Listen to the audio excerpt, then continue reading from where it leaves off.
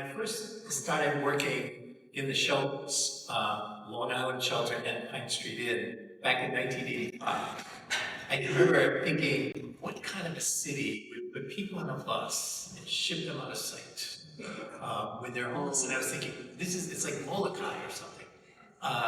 And that was until I got a chance to go out there. And so I had my real comeuppance because here were homeless people who had gotten on the bus by choice, come out to this absolutely beautiful island with a beautiful view of downtown, and all of them, to a person, were thrilled to just be away from the fray and have a chance to be out and enjoying things. It also was brilliant because it was the only place where men and women could be together. So I went out there and I was the doctor out there, overwhelmed, of course, by it was tuberculosis, it was the beginning of the AIDS epidemic, it was unbelievably difficult. But there was great joy on that island because people was real community and it wasn't downtown. Then I also realized, and this is the thing that John Rosenthal taught me, is that out on that island, you could have an idea and somebody would come up and figure out how to do it, you could do it. There was no community pressure. It was a question of, would the city and the public health department think of it as a good idea? We could just do it. There was no 4-year waiting to go through something. So I guess my job initially was to just say thank you to John and all of you for letting all those things happen.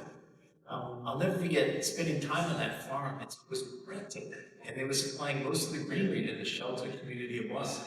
Then there was the kitchen and the laundry. It was breathtakingly fascinating.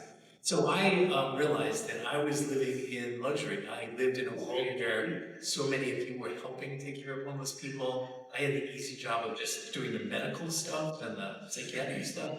And then we had a Boston Public Health Commission that was just doing all sorts of creative things and was such a luxury to work with. In fact, I used to think I was part of the Public Health Commission, now that I remember. But when the island closed, I remember that being kind of a defining moment in all of our lives.